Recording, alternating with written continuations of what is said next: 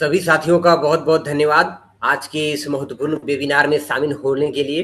साथियों, आज का विषय पुराने जो हमने पहले 2-3 सेशन किए हैं वेबिनार, उसी का बढ़ता क्रम में ये और एक महत्वपूर्ण वेबिनार शामिल होने जा रहा है।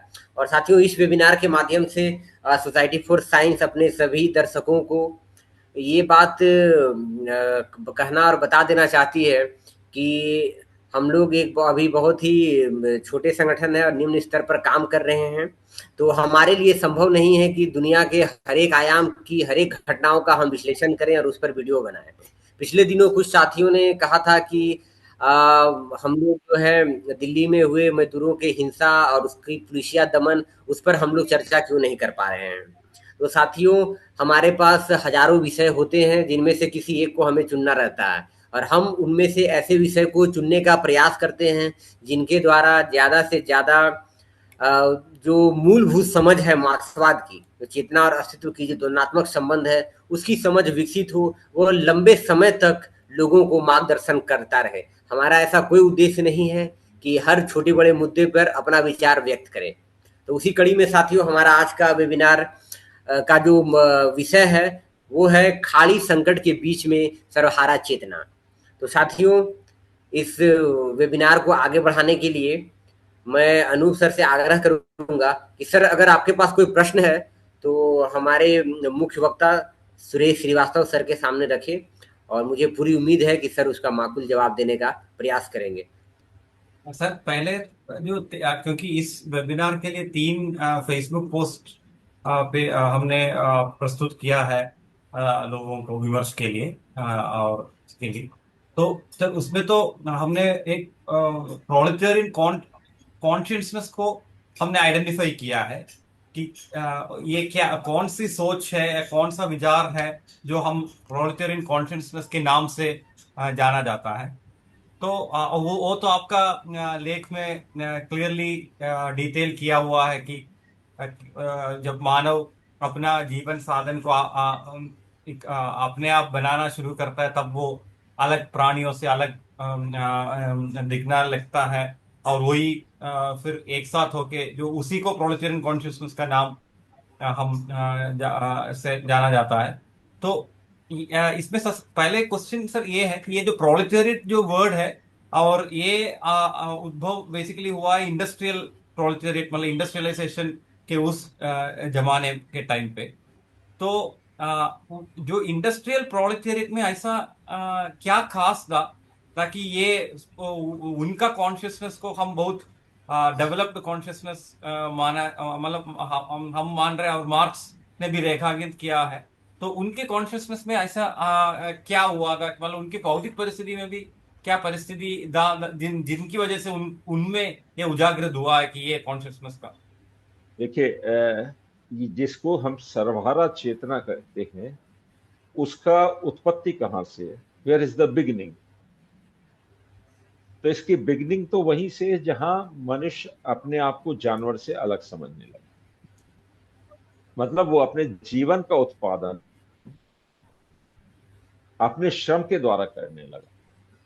ये उसके सजग तौर पर नहीं था, ये उसकी विकास प्रक्रिया जो थी सिंगल सेल से मल्टीपल सेल, और उसका ये भी मैंने अपने लेख में बार बार कई लेखों में इसको रेखांकित किया है।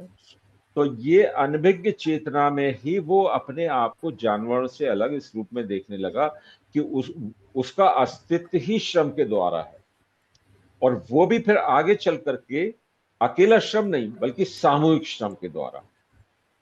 तो अपने जीवन की उत्पत्ति और नए जीवन की उत्पत्ति व्यक्तिगत तौर पर और सामूहिक तौर पर करना, ये सारा कुछ अनभिज्ञ रूप से होता चला गया। जबकि ना तो भाषा अस्तित्व में आई थी, ना लेखन आया था, ना कुछ आया था। तो ये जो सर्वहारा चेतना जिसको की पहचान की गई है और जिसके लिए मार्क्स ने कहा था स्त्री सबसे पहली सर्वहारा है, तो वो इसीलिए कहा है और इसी रूप में कहा है कि अनभिज्ञ रूप से ये समझ कि हमारा अस्तित्व समाज के जरिए ही है और अपने श्रम के जरिए है। अगर श्रम नहीं है और सामूहिक नहीं है तो हमारा अस्तित्व नहीं है। ये अनभिज्ञ चेतना में हर व्यक्ति के अलग अलग रूप में आता रहा और विकसित होता रहा, लेकिन सामूहिक तौर पर इस विचार को आने में बहुत वक्त लगा। वक्त क्यों लगा? क्योंकि जब श्रम के औजार विकसित होने लगे तो इंसान ये समझने लगा कि उसका जीवन जो है ना, उसके श्रम के औजारों के जरिए है। क्योंकि उस समय तक प्रेतात्मा जैसी चीज की भी मानव कल्पना में आगमन हो चुका था। He had already started thinking there is something supernatural power which is running everything within himself and outside also, and this nature also. So he started attributing his existence to his instruments of labor rather than to labor. इसीलिए जहां वो और तरीके से और चीजों की पूजा करता था, उसी तरीके से श्रम के औजारों की भी पूजा होने लगी, क्योंकि वो अपने अस्तित्व का श्रेय उन श्रम के औजारों को देता था, ना कि अपने आप को। ये कब शुरू हुआ? ये उसकी चेतना में कब आया? जब सामूहिक उत्पादन पूंजीवाद के आने के बाद, जब उसकी स्किल भी मशीनों में ट्रांसफर हो गई। अब उसके पास कुछ नहीं था सिर्फ अपना श्रम को बेचने का, और वह भी व्यक्तिगत रूप से नहीं, अब वो सामूहिक रूप से जब वो श्रम होने लगा, तब उसकी सजग चेतना में भी ये विचार आने लगा कि उसका जो अस्तित्व है वह सामूहिक श्रम के जरिए ही है। तो जो व्यक्तिगत रूप में चेतना में था, जिसको हमने सर्वहारा चेतना कहा, अब वो गुणात्मक परिवर्तन उसमें इसलिए हो गया कि हजारों लाखों लोगों के अनभिज्ञ चेतना में जब ये विचार आ गया कि अस्तित्व हमारा या समाज का अस्तित्व, मेरा अस्तित्व समाज के बाहर नहीं है और मेरा अस्तित्व श्रम के बिना नहीं। जब ये हजारों लाखों लोगों के दिमाग में ये बात आने लगी, तब वो सर्वहारा चेतना व्यापक हो गई और सामूहिक चेतना में परिवर्तित हो गई। उसके आने के पहले जो दो चेतनाएं विकसित हुई थी, वो भी इसी प्रक्रिया के जरिए तय हुई थी, क्योंकि जो कमोडिटी है या जो संपत्ति है, उसके जरिए ही हमारा जीवन है, या प्राकृतिक साधनों का स्वामित्व है तो जीवन है। ये जो फ्यूडल मोड ऑफ प्रोडक्शन था और उसके बाद जो बुर्जुआ मोड ऑफ प्रोडक्शन आया, बुर्जुआ मोड ऑफ प्रोडक्शन से पहले बुर्जुआ कैपिटल तो कमर्शियल कैपिटल थी, ट्रेड के जरिए आया था। लेकिन ये अलग अलग वर्गों की, ये पहले जो दो वर्ग थे अब तीन वर्गों में विभाजित हो गया सजग तौर पर। सामंतवादी चेतना एक अलग, बुर्जुआ चेतना अलग, और सर्वहारा चेतना अलग। इन तीनों के बीच के संघर्ष में पिछले 150-200 सालों में जिस हिसाब से विकास हुआ है, उसमें आज हम उस स्थिति में अपने आप को पाते हैं कि सर्वहारा चेतना, ये खास करके 2010 के बाद से सर्वहारा चेतना इतना व्यापक हो गई है, चीन के, रूस के इस तरह के अस्तित्व में आने की, और अलग अलग पूरे लैटिन अमेरिका में भी, वो चाहे नेशनलाइजेशन के जरिए हो, किसी भी जरिए से हो। तो ये जो संघर्ष पहले बुर्जुआ और सामंत के बीच में था, अब उसमें सर्वहारा भी और मजदूर वर्ग भी एक संघर्षरत वर्ग के रूप में आ गया है। तो ये सर्वहारा चेतना हमेशा से रही है, पर वो व्यक्तिगत रूप में थी और अनभिज्ञ चेतना में थी। सजग चेतना में वह इंडस्ट्रियल रेवोल्यूशन के बाद आई हुई, और विकसित होने में उसको ये 150-200 साल जो लगा है, ये व्यापक समाज में फैल चुकी है वो। और ये भी इसलिए कि सारी दुनिया ग्लोबल कमोडिटी ट्रेड के जरिए सारी दुनिया एक हो चुकी है। तो इसलिए अब सर्वहारा चेतना भी व्यापक रूप धारण कर चुकी है, और पूरे विश्व में वो अपने जिस संघर्ष में जो भी उसकी भूमिका है, वो भूमिका निभाने में आगे आ रही है। सर इसमें एक ये था कि जो आपने बोला था कि ठीक है फ्यूडल मोड में अपना औजगार का इस को मानता था कि उसी की वजह से उनका जीवन यापन हो रहा है। तो ये हाँ, जो स्लेव स्लेव का माइंडसेट में मतलब उनकी सबकॉन्शियस रिलम में वो ये क्योंकि देखिए, एरिस्टोटल के टाइम पे दे, दे, देखिए, सामूहिक चेतना का विकास का भी प्रक्रिया है। स्लेव जो होता है वो अभी उस स्थिति में उसकी चेतना पहुंची नहीं है जहां कि उसको सार्वजनिक रूप धारण कर सके या इन चीजों को समझ सके। तो हाँ। जो अर्ली स्टेज में जो स्लेव था वो तो सिर्फ जानवर की तरह था, उसकी कॉन्शियसनेस अभी विकसित नहीं हुई थी। तो जो आदिम मानव था वो, या जब सभ्य समाज भी विकसित हुआ उसमें वह तबका, अगर अफ्रीका से स्लेव्स को ले जा करके, यूरोपियंस को स्लेव नहीं बनाया जा पा रहा था, उसको बाहर से ले जाया जा रहा था। तो सारी दुनिया में अलग अलग जगह चेतना के स्तर का विकास अलग अलग था। तो स्लेव को इस रूप में देखना कि वो सजग था कि उसका श्रम क्या है, ये मेरे हिसाब से सोचना सही नहीं। उसकी कॉन्शियसनेस, उसकी चेतना भी उतनी विकसित नहीं हुई थी। ठीक है। सर एक और प्रश्न था सर, आपने जो अपना जो ब्लॉग पे शेयर किया सर अपना आर्टिकल, तो सर उसमें आपने ईरान का और वहाँ के जो 2500 साल पहले जो राजा हुए थे हाँ सम्राट साइरस, आपने हाँ सर उनके बारे में बताया है।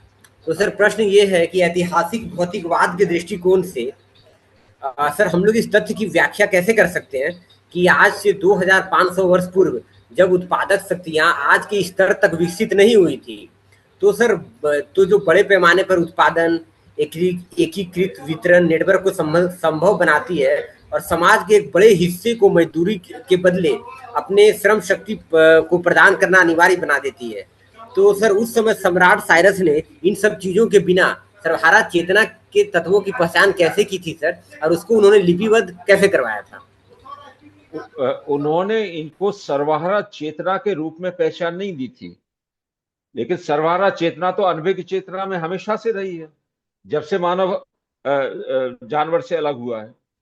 तो ईरान में भी उस समय, उसके पहले भी जो सभ्यता का विकास हो रहा था, उत्पादन शुरू हो गया था, चाहे वो mode of production, feudal mode of production में रहा हो, लेकिन हथियार, औजार और सब चीजें मानव के श्रम से पैदा की हुई चीजें, ये तो सब अस्तित्व में आती जा रही थी।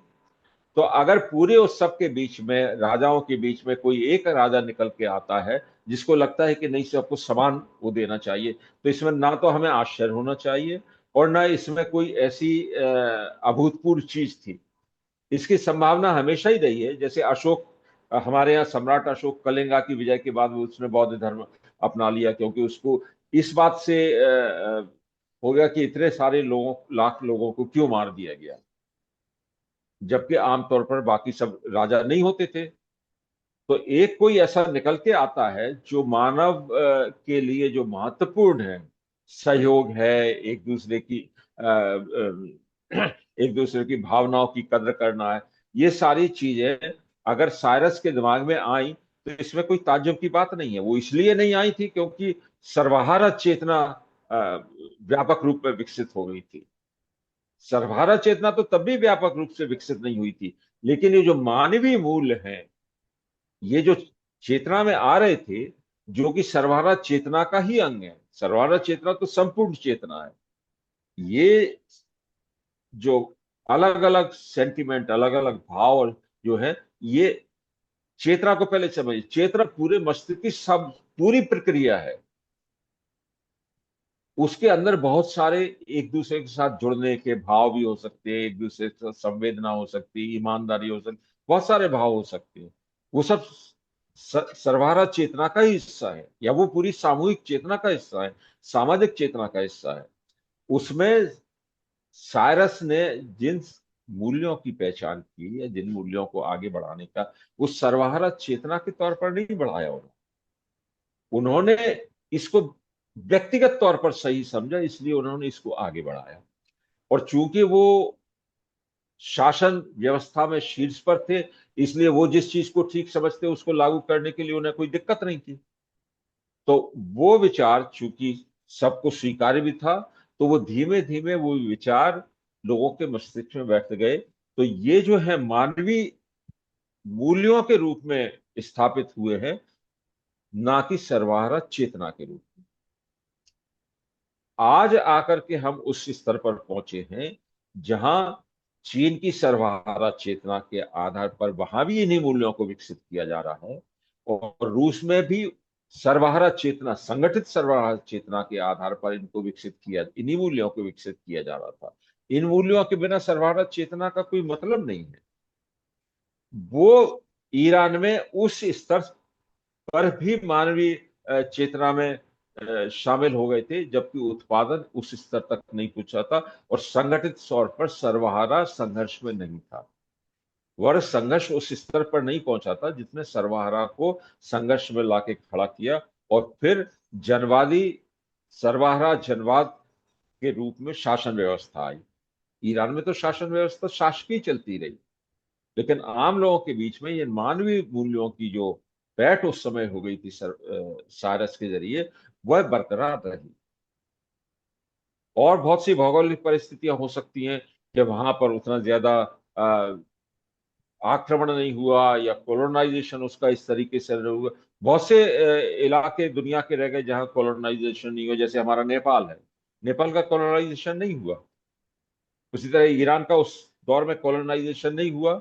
जब इंडस्ट्रियल डेवलपमेंट अपने स्तर पर पहुंच चुका और कैपिटलिज्म सारी दुनिया में फैलने लगा, तब कोलोनाइजेशन शुरू हुआ। उस समय तक ईरान की चेतना में 2000 साल में ये मानवीय मूल्य इतने गहरे बैठ चुके थे कि उनको आप चाहे सर्वहारा चेतना के रूप में देखें या मानवीय मूल्य के रूप में देखें, वो पूरी तरह घर कर चुके थे। सर अभी ये जो आपने लिखा, हमारा उस आर्टिकल के बेसिस पे अगर देखें तो उसमें लिखा है कि जिन्स या कमोडिटी एक भाषा के रूप में बदल जाता है करके लिखा है, और हाँ, सारा दुनिया के लोगों को आपस में जुड़ा देता है हाँ, उसमें। तो ज्यादा से ज्यादा उत्पादन कमोडिफाई होगा, मतलब वो बाजार के लिए उत्पादन ज्यादा से ज्यादा होगा सेवाओं का और मालों का। तो क्या हमको ऐसे कमोडिफिकेशन चीजों का उसके लिए थोड़ा सपोर्ट करना चाहिए, अगर हम रणनीति वगैरह तैयार कर रहा है, लोगों के अंदर ये चेतना फाइल घर चुकाने के लिए। नहीं, ये नहीं, आप उसमें क्या समर्थन करेंगे? कमोडिफिकेशन तो हर चीज का हो सकता है, इवन मानवीय भावनाओं का, हाँ। प्यार मोहब्बत ममता, सभी कुछ तो परिवर्तित हो चुका है कमोडिटी में। अब और किस चीज का कमोडिफिकेशन करेंगे आप? हाँ, जो तो एक जो हाँ, जो भी चीजें मानव भौतिक, क्योंकि कमोडिटी क्या है? विच सेटिस्फाइड एनी एक वांट हाँ। Arising out of either stomach और फ्रॉम फैंसी। हम्म। तो शुरू में तो आप फिजिकल गुड्स को लाते हैं क्योंकि आपको जो स्टमक से अराइज, मतलब आपकी बायोलॉजिकल नीड्स है, उनको सेटिस्फाई करने के लिए। लेकिन पिछले 100 साल में हर जो एब्स्ट्रैक्ट वैल्यूज है, मानवीय मूल्य हैं और जो सेंटिमेंट्स हैं, दे हाँ। Are have been commodified already. हाँ। तो जब हर मानव विचार को, हर मानव संवेदना को और सेंटिमेंट को, सभी कुछ चीज कमोडिफाई हो चुकी है, तो आप और क्या कमोडिफिकेशन करेंगे? कमोडिफिकेशन तो हो चुका है, इसीलिए सर्वव्यापी हो चुकी है सर्वहारा चेतना भी और सारी चेतना भी। इसीलिए देशों के बीच में कोई भेदभाव नहीं रह गया है। इसी के लिए, इसी वजह से है कि आज रूस, चीन और ईरान और नॉर्थ कोरिया एक साथ खड़े हो गए हैं, जबकि ईरान में तो कोई साम्यवाद नहीं है, ना वहां कोई रेवोल्यूशन हुआ है, ना कुछ हुआ है। लेकिन जो सर्वहारा चेतना है, वो इन मानवीय मूल्यों का जो संगठित चेतना है, वही सर्वहारा चेतना। उसी के चलते वे ऑफ लाइफ अलग अलग हो सकता है, रूस का अलग हो सकता है, चीन का अलग हो सकता है, वहां की क्रांतियां अलग तरीके से हुई हैं, रूस में डिविजन हुआ है, बाकी सब चीजें हैं। और सारे लैटिन अमेरिका में आज पूरा का पूरा अफ्रीका को एक करने की बात हो रही है। And this is a biggest challenge to America and Israel, because Putin ने जो कॉल दिया है यूनिफिकेशन ऑफ अफ्रीका, उसमें जो प्रेसिडेंट है Traore, he has already taken a lead on this. तो जो अफ्रीका जैसे जैसे यूनिफाई होता चला जाएगा, वैसे वैसे ये जो एक्सप्लॉयटेशन था, चाहे वो ये पुतिन ने खास करके फ्रांस के संदर्भ में कहा है कि फ्रांस से हमें लड़ने की कोई जरूरत ही नहीं है। अफ्रीका का यूनिफिकेशन फ्रांस को अपने आप खत्म कर देगा। जो लूट फ्रांस अफ्रीका से कर रहा है वो बंद हो जाएगी तो अपने आप खत्म हो जाएगा। यही अमेरिका का होने जा रहा है। ये जो वर्ल्ड ऑर्डर चेंज होने जा रहा है इस लड़ाई के जरिए, इसमें मेन चीज चेंज होने क्या जा रही है, दैट अमेरिकन डॉलर और petrodollar through which America is exploiting the whole world will stop now. It will be multi currency trade throughout the world, and every country will have to live through cooperation, and whatever collectively is produced will be shared. BRI जो China का है, सबसे बड़ा contribution Chinese communist party का ये है that they have brought the whole world at one as one society, produce collectively and reap the benefits collectively. तो ये जो अनूप जी आपका क्वेश्चन है कि we should support commodification to strengthen proletarian democratic revolution or whatever it is, in whatever form you may call it the revolution. Commodification तो हो चुका है already. Everything is a commodity now. तो सर एक और प्रश्न था सर, खाड़ी संकट के बीच में जो सर्वहारा चेतना का जो विस्तार दिखाई दिया है पूरे विश्व में, उसी से संबंधित है सर कि सर हम इस आधार पे सर हम सर्वहारा चेतना के भविष्य की मार्ग की परिकल्पना कैसे कर सकते हैं सर, जो कि वर्तमान में दुनिया भर के अधिकांश लोगों के अवचेतन मन में तो विद्यमान है लेकिन सजग तौर पे सामने नहीं आ रहा है।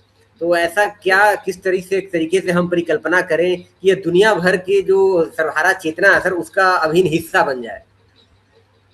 सबसे पहले तो मैं दुर्गेश आपको करेक्ट कर दूं, खाड़ी संकट में सर्वहारा चेतना को मुझे नहीं लगता कि कोई देख रहा है, सिर्फ हमारे सिवाय किसी को नजर नहीं आ रहा होगा कि सर्वहारा चेतना इस संकट में है कहां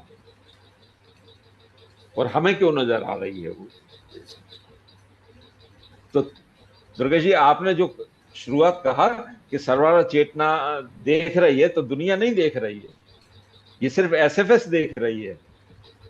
उस पर सवाल आना चाहिए आपका कि एसएफएस को क्यों सर्वहारा चेतना दिखाई दे रही है जो किसी और को नहीं दिखाई दे रही है।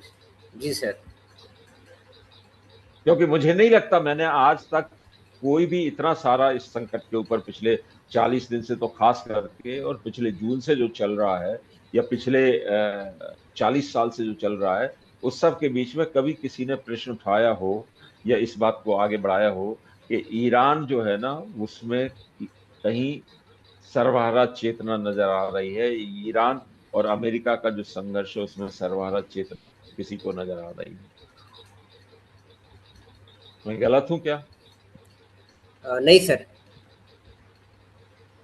लेकिन सर विश्व पटल पे जिस तरह से चीन, उत्तरी कोरिया, ईरान और दूसरे देश जिस तरीके से एकजुटता दिखाए हैं इस संघर्ष में, तो उससे तो सर काफी कुछ समझ में आ रहा है, क्योंकि ये जो इशारा उसी तरफ है कि सर्वहारा चेतना का विस्तार तो हुआ है। ये आपको बड़ी आसानी से समझ में आ जाएगा अगर आपने इस चीज को समझ लिया कि ये सारा विश्व का जो संघर्ष है अल्टीमेटली वो बुर्जुआ और सर्वहारा के बीच का है, संपन्न और विपन्नों के बीच का है। जो श्रम के द्वारा कुछ पैदा करते हैं उससे जो सरप्लस पैदा होता है उसको कोई और हड़प ले जाता है। ये जो संघर्ष था तो शुरू में तो ये संघर्ष जब सर्वहारा पटल पर नहीं आया था तो ये संघर्ष आपस की छीना झपटी थी सामंतवाद और बुर्जुआ वर्ग के बीच में। लेकिन सर्वहारा के उस पटल पे आने के बाद, जिसके लिए स्टालिन ने कहा था 1918 में कि सोवियत क्रांति के बाद सर्वहारा चेतना पश्चिम से लेके पूरब के दमितों तक, और जिसके आधार पर माओ त्से-तुंग ने नवजनवाद की अवधारणा विकसित की थी। तो ये तो 2017 के बाद से सर्वहारा अग्रिम पंक्ति में आया संघर्ष के। तो जो संघर्ष पहले सामंती ताकतों और बुर्जुआ ताकतों के बीच में हो रहा था, या अधिनायकवाद और जनवाद के बीच में हो रहा था, वो अब उसमें एक तीसरा एलिमेंट सर्वहारा का आ गया। तो जहां जहां जनवाद नहीं था, सेकेंड वर्ल्ड वॉर के बाद तो लगभग सभी जगह आ गया है। तो असली लड़ाई दो स्तर पर थी, राजनीतिक पर जनवाद के लिए, और आर्थिक स्तर पर समाजवाद के लिए। ये संघर्ष अगले सेकेंड वर्ल्ड वॉर के बाद जो हुआ, उसमें जो पोलराइजेशन हो रहा था, वो पोलराइजेशन बुर्जुआ ताकतों के बीच में और सर्वहारा ताकतों के बीच में ही होना था अल्टीमेटली। और वो चीज शुरू में जब यूनिपोलर वर्ल्ड की बात हुई थी, तो सबको लगा था कि सर्वहारा तो अब कहीं नहीं है, पूंजीवाद जो है ना वो अंतकाल के लिए हो गया अल्टीमेटली। सोवियत यूनियन का विघटन भी उसी उसमें था कि अब तो कहीं है नहीं समाजवाद, तो सर्वहारा का कोई मतलब नहीं है, सब कुछ जो है पूंजीवाद के अंतर्गत ही होगा। लेकिन 2020 के बाद से जब चीन ने प्रगति करना शुरू की, और 2010 में जब वहां 2010 या 12 में जब रूस में पुतिन का आगमन हुआ और यह शी जिनपिंग का आगमन हुआ, तो ये जो सर्वहारा और बुर्जुआ के बीच का जो संघर्ष था, वो ज्यादा से ज्यादा तीव्र होता चला गया। ये जो पोलराइजेशन है, ये पिछले 20 साल की भी नहीं, 15-16 साल का ये नतीजा है कि यहां पर पहुंचा है। तो इस पोलराइजेशन में जितनी भी जनवादी ताकतें होंगी और जितनी समाजवाद के लिए होंगी, जनवाद पॉलिटिकल एरिना में और समाजवाद आर्थिक उसमें, ये पोलराइजेशन होगा। एक तरफ वो ताकतें जाएंगी जो सर्वहारा चेतना, जनवाद और समाजवाद को आगे बढ़ाना चाहती हैं, और दूसरे पाले में वो सारी ताकतें जाएंगी जो बुर्जुआ डेमोक्रेसी की बात तो करती है जनवाद की, लेकिन वो वास्तव में अधिनायकवाद है। तो जनवाद की बात करेंगी और समाजवाद की बात करेंगे, लेकिन समाजवाद जो होगा शेख चिल्ली समाजवाद होगा, या पूंजीवाद का विकास होने दीजिए, उसमें से जो कुछ खुरचन बचेगी वो बांट दी जाएगी। तो ये पोलराइजेशन होता जा रहा था, और ये पोलराइजेशन इस स्तर पर पहुंचा है। इसलिए आपको एक पाले में खड़ी नजर आएंगी वो सारी ताकतें, चाहे वो चीन हो, चाहे वो रूस हो, चाहे वो वेनेजुएला हो, या और भी हो। इसीलिए मैंने इसको इस रूप में पहचाना है कि ये जो सर्वहारा चेतना है अब विश्वव्यापी हो चुकी है, और ये संघर्ष में मुख्य फोर्स जो है ना, बुर्जुआ तबके के खिलाफ में, बुर्जुआ वर्ग के खिलाफ में सर्वहारा वर्ग जो खड़ा हुआ है, उसकी एकजुटता है।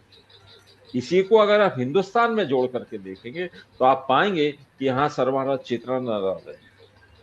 क्योंकि जब आजादी के आंदोलन में 1919 में जब अंग्रेजों ने इस बात को समझ लिया कि हिंदुस्तान को अगर बुर्जुआ जनवाद के रास्ते पर नहीं ले जाया जाएगा, तो ये सर्वहारा जनवाद की तरफ मुड़ जाएगा, जैसा कि चीन में मुड़ रहा है।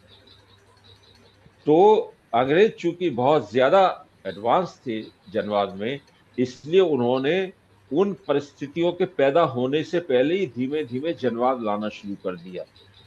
जैसे जैसे संघर्ष आजादी के लिए बढ़ता गया, वो और थोड़ी थोड़ी रियायतें देते गए, और इसीलिए 1947 में जाकर के सर्वहारा कहीं नहीं है, कम्युनिस्ट पार्टीज कहीं नहीं रह गई। जो भी आई कांग्रेस पार्टी के रूप में बुर्जुआ पार्टी ही आई, और उसके बाद आज भी जो डिवीजन है वो सामंती ताकतों, बुर्जुआ ताकतों के बीच में है। सर्वहारा कहीं अस्तित्व में नहीं, मजदूर वर्ग संगठित नहीं है, 90% वर्क फोर्स अभी भी असंगठित क्षेत्र में काम कर रही है। उसके बीच में सर्वहारा चेतना ला पाना असंभव बात है। पहले आपको उत्पादक शक्तियों का विकास करना होगा, उसी के जरिए उत्पादन संबंध विकसित होते हैं। ये प्रकृति का ऐतिहासिक भौतिकवाद का नियम है। आप छलांग लगा करके वो उत्पादन संबंध नहीं ला सकते हैं जो कि समाजवाद के लिए जरूरी है। इसलिए आज की जरूरत लेफ्ट जो भी है, जो भी मार्क्सवाद को समझते हैं, उनकी जरूरत इस बात की है कि वे इसी जनवाद को सुदृढ़ करें, ताकि भाजपा जो अधिनायकवाद और सामंतवाद की पोषक है, जो ट्रेड कैपिटल, कमर्शियल कैपिटल की पोषक है, ना कि इंडस्ट्रियल कैपिटल की, उसको हराने के लिए जरूरी है कि कांग्रेस के पीछे एकजुट किया जाए। जब कांग्रेस इस स्थिति में हो जाए कि हाँ, सामंतवादी ताकतों और अधिनायकवाद को खत्म कर दिया जाए, तब कम्युनिस्टों का लड़ाई लड़ने का, सर्वहारा जनवाद को लाने का काम शुरू होगा।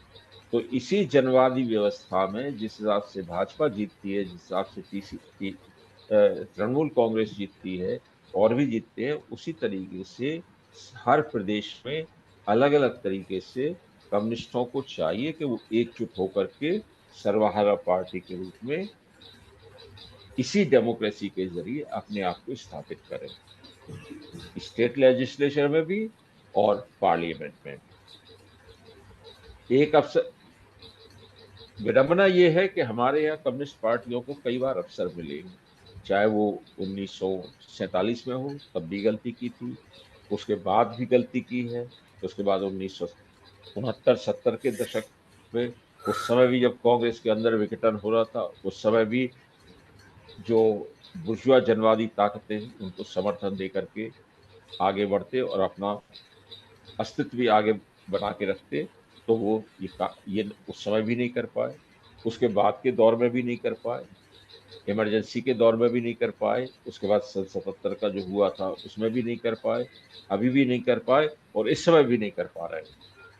2004 में जो मौका मिला था उसको इन्होंने 2009 में गंवा दिया और उसका नतीजा ये हुआ कि भाजपा वापस शासन में आ गई। तो हम एसएफएस पर ये बार बार जो डिस्कशन करते हैं वो सिर्फ इसलिए करते हैं कि चेतना और अस्तित्व के द्वंद्वात्मक संबंध को पूरी तरह समझ लिया जाए, ताकि उसको अपने निजी जीवन में, उसको सार्वजनिक जीवन में, राजनीतिक जीवन में जहां कहीं हमारी जरूरत है और हम कर सकते हैं, वहां उसके आधार पर वो अपना हस्तक्षेप कर सकते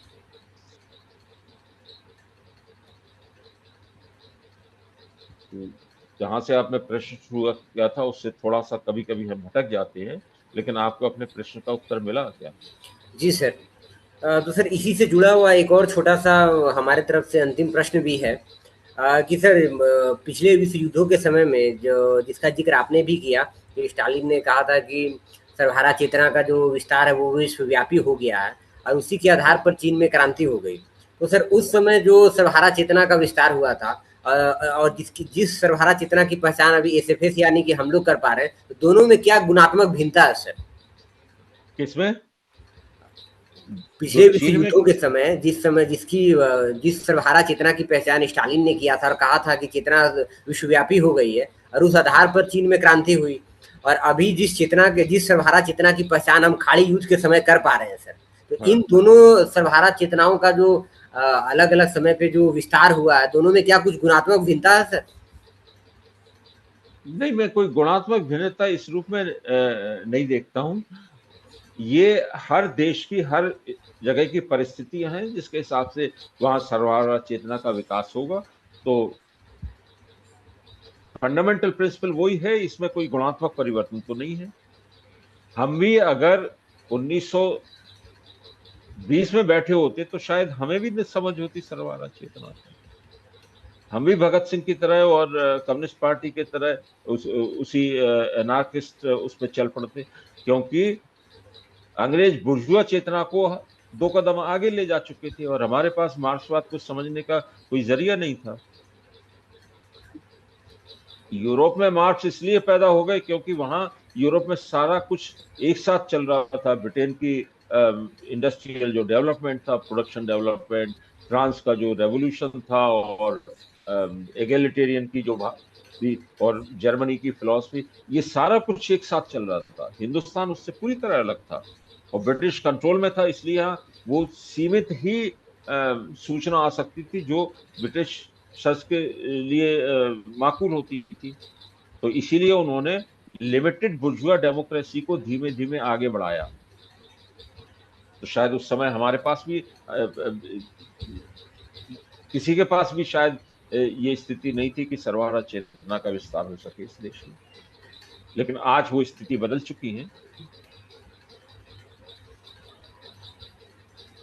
तो सर, तो क्या हम लोग कह सकते हैं सर कि सर्वहारा चेतना का विकास तो हर कालखंड में होते रहा है, लेकिन कुछ समय बीतने के बाद या तो बुर्जुआ वर्ग ऐसा कुछ चाल चलता है या कुछ ऐसा करता है कि सर्वहारा चेतना पीछे रह जाता है, बुर्जुआ फिर से जीत जाता है, जैसा कि पिछली शताब्दी में हम लोग देख चुके हैं सर, 100 से 120 साल के इतिहास में। हाँ, तो ऐतिहासिक भौतिकवाद समझाता ही हमें ये है कि जो रास्ता है प्रगति का और विकास का, वो सीधी लाइन में नहीं होता है, वो टेढ़ा तिरछा होके चलता है। कभी लगेगा कि पीछे वापस जा रहा है, तो दुनिया के किसी हिस्से में लगेगा कि एंटी रेवोल्यूशन हो गया है, प्रतिक्रांति हो गई है, कहीं लगेगा एक छलांग लग गई है, कहीं कुछ लगेगा, लेकिन अंतिम दिशा मानव समाज की उसी तरफ है, और वो बुर्जुआ जनवाद की तरफ के जरिए होते हुए समाजवाद और साम्यवाद की तरफ जाएगी। ये तो आज दुनिया पूरी एक हो गई है, किसी एक छोटे हिस्से में प्रतिक्रांति होती है, इससे कोई फर्क नहीं पड़ने वाला। ईरान में प्रोलेटेरियन कॉन्शियसनेस, क्योंकि आमतौर पे ईरान को एक बहुत बहुत ही फ्यूडल, बहुत ही पिछड़ा, बहुत ही अधिनायकत्ववादी समाज और स्टेट माना जाता है। लेकिन हम आप अब बेसिकली एसएफएस उसको एक उसमें एक प्रोलेटेरियन एस्पेक्ट, लास्ट वेबिनार में भी हमने डिस्कस किया था, प्रोलेटेरियन कॉन्शियसनेस का वो एस्पेक्ट्स हम देख पा रहा था। तो आप आपका आपने वो सवाल रिसेंट रेस भी किया था, तो मैं आ, हम देख पा रहा है और लोग ज्यादातर कॉन्शियसनेस के लेवल पे चीजों को देख नहीं पा रहा है। ये तो प्रकृति का नियम है, वो तो हम अंडरस्टैंड कर रहे हैं। तो इसको हम कैसे, मतलब इसको इस लेवल पे बाकी लोगों का भी सोच ऐसे तरीके से हो जाए, तो मतलब उसका क्या तरीका, या ये तो हमको ढूंढते रहना पड़ेगा ऐसे सोचने वाला लोगों के पास मिलजुल के तलाश में। और हमारे पास कोई कोशिश, आपका सुझाव है कि ये इस कोशिश को मदद करने के लिए? मेरे हिसाब से जो कुछ आप कर रहे हैं वही सब कुछ आप कर सकते हैं, और आप जैसे और कोई नहीं कर रहे हैं ये मानना गलत है। हाँ। ऐसे हजारों लाखों छोटे छोटे समूह कर रहे होंगे दुनिया भर में। करते करते एक समय ऐसा आएगा जिनमें इनमें अपने आप आपस में जुड़ाव हो जाएगा। जैसे चीन का और ईरान का, या लैटिन अमेरिका का, वेनेजुएला का, ब्राजील वगैरह का, या आज अफ्रीका का हो रहा, ये आज से 50 साल पहले किसने सोचा था कि ये इनका जुड़ाव हो जाएगा। सब अपने अपने डेवलप हो रहे थे अपने अपने तरीके से उस दिशा में, क्योंकि प्रोलेटेरियन कॉन्शियसनेस तो इनहेरेंट है ह्यूमन सोसाइटी की, और वो धीमे धीमे ग्रो होगी हर जगह। और एक स्थिति ऐसी आएगी जो अब एक साथ जुड़ेंगे तो आपको एकदम से क्वालिटेटिव चेंज नजर आ जाएगा। तो हम जो कुछ कर रहे हैं वही हमको करते रहना है कि हाँ। और मेरे ख्याल से सबसे इम्पोर्टेंट चीज जो है, आज का जो टॉपिक था, उस वो तो यही था कि हमें इसमें प्रोलिटेरियन कॉन्शियसनेस इस पूरे स्ट्रगल में जो नजर आ रही है, तो वो चीन के लिए तो सभी कुछ आसानी से मान सकते हैं, नॉर्थ कोरिया के लिए भी मान सकते हैं, लेकिन शायद रूस के लिए मानने को तैयार नहीं होंगे और ईरान को मानने के लिए तैयार नहीं होंगे। लेकिन हमने जो डिस्कशन किया उससे बात निकल के आनी चाहिए कि ईरान में भी प्रोलिटेरियन कॉन्शियसनेस की वजह से ही वो चाइना के साथ खड़े हो रहे हैं और चाइना उनके साथ खड़ा हो रहा है। और जहां जहां BRI के बेसिस पर जुड़ती जा रही हैं जो देश, वहां प्रोलिटेरियन कॉन्शियसनेस ही आगे बढ़ रही है।